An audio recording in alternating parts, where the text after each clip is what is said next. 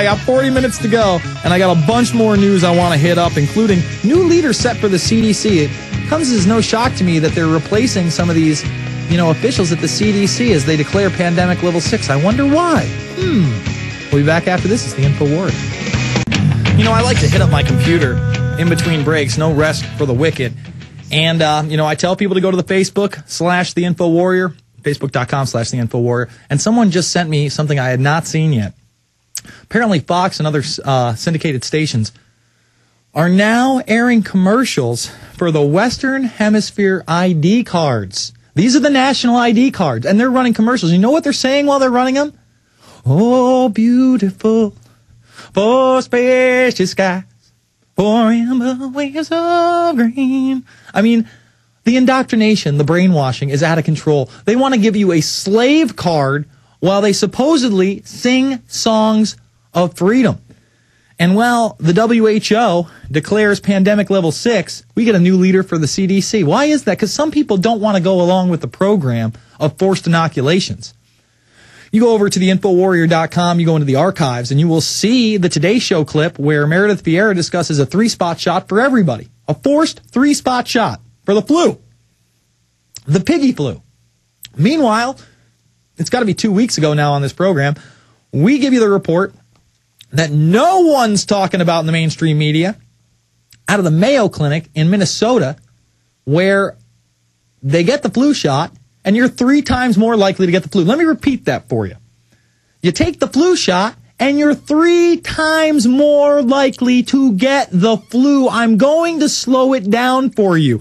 Why would I take a shot that gives me the risk of getting what I'm taking the shot for 3-fold? Why would I do that? Oh, I know why, because I'm already fluoridated and poisoned with mercury, and I believe anything the establishment tells me. That's why. All right, let's jump to another caller. Let's go to Glenn in Florida. Glenn, you're on the line. Jason. Yes, sir.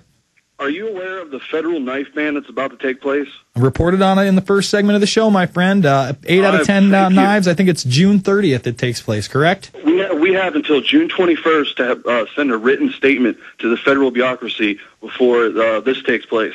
Yeah, no, it's out of control. And I reported on it Friday because I had a caller who's in the local media, one of the big affiliates, and he called up and we were discussing the Boy Scouts Explorer program, where they're now being trained from 14 to 17-year-olds to, quote-unquote, fight homegrown domestic terrorism. And the example they give is a disgruntled Iraqi war vet who's snipering people.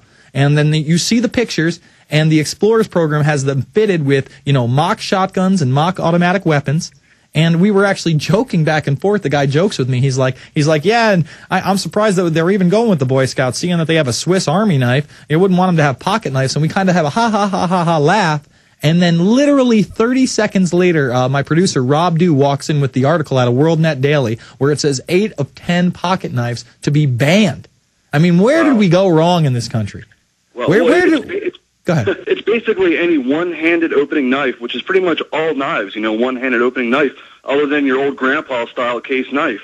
Yeah, why? It's just so ridiculous. I can see maybe why you don't want to have a switchblade out there because, a switchblade, but I don't want to carry a gun around, for self-defense. No, and you know what? I don't even bring a knife around for self-defense. If I have a pocket knife on, it's to cut a rope, or if I'm outside, or if I've got to split something up really quick. It's a utility knife. It's not because I'm going to go stab someone. That's exactly what's going on in the UK. In the UK, they cannot carry a pocket knife. And that happened 5 years ago, I believe now. It was a long time ago they did that. In a lot of cases, the police state in the United Kingdom, and especially London, is much further along than here. But we're starting to catch up in a major way when they start talking about the body scanning cameras in New York City subways. And they tell you straight up, if you don't want to do it, get out of here.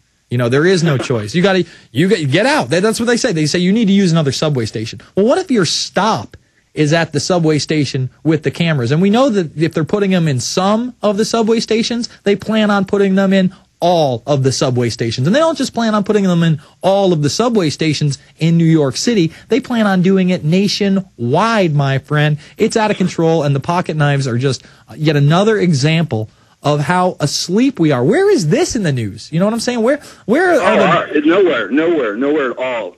Nowhere, exactly. And that should show people right off the bat that the media is completely controlled. It is part of this establishment system. It is just another arm of the military-industrial complex. And remember now, ABC, Hearst, and Hearst, ABC, CBS, and Disney are all going to get together into one big uniform corporation. Really just no free speech whatsoever, not even the illusion of free speech. We'll be back after this. It's the Infowarrior with Jason Bermas, prisonplanet.tv, Infowars.com.